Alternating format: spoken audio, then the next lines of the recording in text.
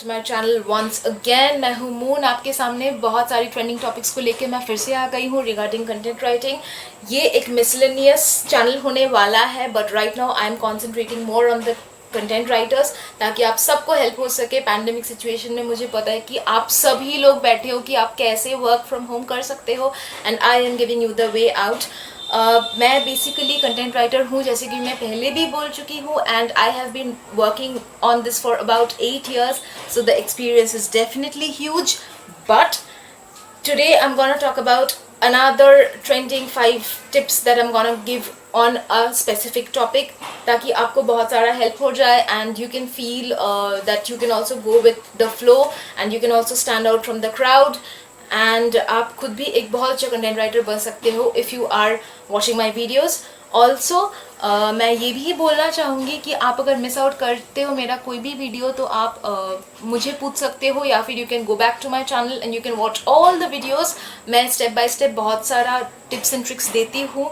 The only USP I am using right now is 5 trending tips, और वो 5 trending tips various content writing की ही various dimensions के various topics पे होता रहता है। So that is the plus.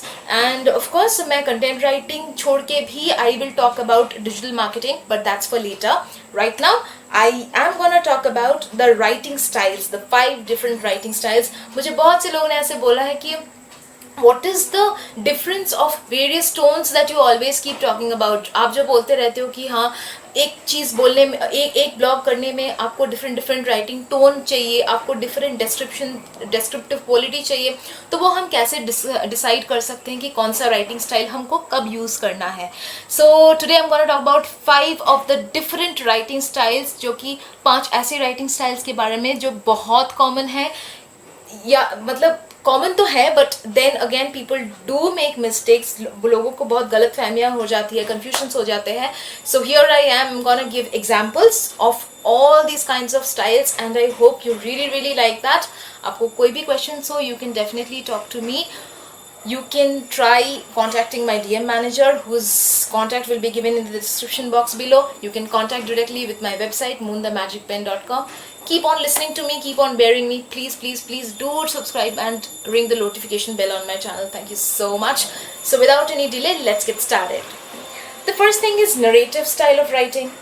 I have been writing narrative styles because वो बहुत interesting होता है। नरेटिव स्टाइल, जैसे आप किसी को स्टोरी बोल रहे हो, वैसा होता है नरेटिव स्टाइल। तो स्टोरी टेलिंग स्टाइल जो होता है लोगों का, वो होता है कि कोई एक incident, supposing you are describing something like a house on fire, और you are describing something like an incident that happened way back. आपको क्रिएटिव्स लिखना है तो narrative style is the best. आप ब्लॉग्स में नरेटिव स्टाइल पार्टली यूज़ कर सकते हो because it's not gonna be very informative, but narrative style आप जब भी कोई क्रिएटिव स्क्रिप्ट राइटिंग कर रहे हो, या फिर शॉर्ट स्टोरी, या फिर prose, narrative style is one of the best that you can use, क्योंकि उसमें the characters become really relatable with the person, and that is why you do not have to waste much time in making the person understand कि आप actually में story telling को कहाँ से कहाँ लेके जा रहे हो. So the narrative technique is very important. You can definitely read some of my short stories that I have posted on my page as well as on my website. तो वहाँ पे आपको जाके मिल जाएगा narrative technique क्या है. Then the next thing comes, that is analytical writing.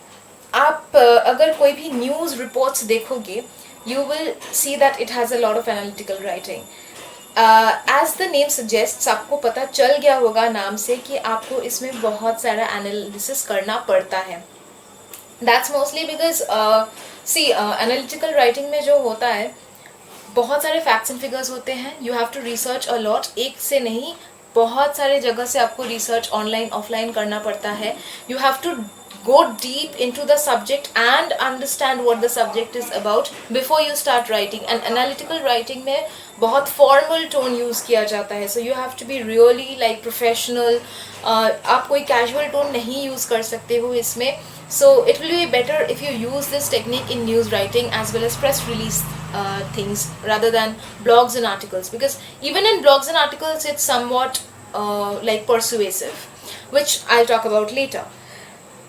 The third thing is expository, which is a description of a human experience. For example, you are exposing something. आपको नाम से पता चल गया होगा कि the writing skill is about exposing a person or a human experience. तो उसमें आपको क्या करना पड़ता है? You start on talking about, for example, West Bengal have seen a very severe cyclone like Amphan. Just think about that. So you are writing an expository on that part. So you have to talk about all the things that happened, the dangers that took place, the loss of property as well as lives that happened, and that comes under the expository writing style. It can be formal as well as informal, but आपको convenience के हिसाब से लिखना होगा. आपको related जो content है उसके हिसाब से लिखना होगा. If you are writing for a newspaper it has to be very formal. If you are writing for your own website it can be a little bit of formal and informal mix. वो पूरा आपके ऊपर है. So expository is a very ambiguous kind of writing style जो आप अपने हिसाब से कर सकते हो. You can manipulate it according to your own preference. That's the good part about this thing. Fourth is the persuasive one. मैं जो पहले बोलने वाली थी, परसुएसिव में क्या होता है, आप कोई, for example there are two sides of a story, there is a single side and a flip side of a story.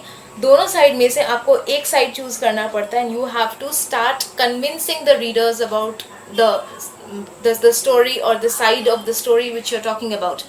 For example, आप ये सोच लो कि you are talking, there is this question for or against abortion, right? So if you want to talk for the abortion process, you can talk about that, but you have to be really convincing and why you think that abortion should be done or why you think that abortion shouldn't be done. So that is a persuasive style of narration in which at the end reader को ये लगता है कि नहीं ये बंदा सही बोल रहा है. It is going to be a little bit tough, but लिखने के मतलब ज़्यादा से ज़्यादा प्रैक्टिस करने के बाद you'll be able to master it as well. That is the persuasive technique. Fifth is argumentative or argumentary writing style. बहुत से लोगों में ये confusion होता है कि परसुएसिव राइटिंग स्टाइल क्या है और आर्ग्यूमेंटेटिव राइटिंग स्टाइल क्या है. आप कंफ्यूज नहीं होंगे उसमें, because in case of persuasive what happens is you talk about one side of the story and start convincing the readers about it. In argumentative what happens is आप diplomatic रहते हो. You talk about both the sides of the story. आप दोनों views लेते हो. आप दोनों views लेके रीडर्स के ऊपर छोड़ देते हो कि now you talk about what is good and what's not. तो इसमें भी बहुत सारा फैक्ट्स एंड फिगर्स का ज़रूरत होता है. So definitely I would suggest that आप बहुत ज़्यादा प्रैक्टिस करो before you start writing anything like persuasive और आर्ग्यूमेंटेटिव, बिकॉज यू नो बहुत सेंसिटिव ऐसे चीज़ होते हैं. For example let's take the thing of, for example, let's take the issue of abortion only. ये बहुत sensitive topic है, so you have to be really very diplomatic. आपको बहुत neutral रहना पड़ता है when you are talking in an argumentative way, क्योंकि आपका थोड़ा सा भी biasness can flicker anger in the readers. So आपको बहुत ध्यान से देखना पड़ेगा कि what you're doing is correct and what you're doing is true. So that is that, and that is all that I had to say for today. These are the 5 different kinds of writing styles or writing tones that you would want to use. आप ये language के हिसाब से नहीं, मतलब किसी भी language में ये 5 राइटिंग स्टाइल आपको ऐसे भी मिल जाएगा. So what you have to do is you have to understand what the 5 of them are. The first being narrative writing, second being analytical writing, third being expository writing, fourth being persuasive writing, and the fifth one being argumentative writing. अब जितना practice करोगे उतना अच्छा आपका content writing होगा. I wish you all the very best in your life. Thank you so much for bearing by me. आप subscribe ज़रूर कीजिएगा. Like share comment is a must, and please आप नोटिफिकेशन बेल रिंग कर दीजिएगा ताकि आपको पता चल जाए whenever and wherever I am online.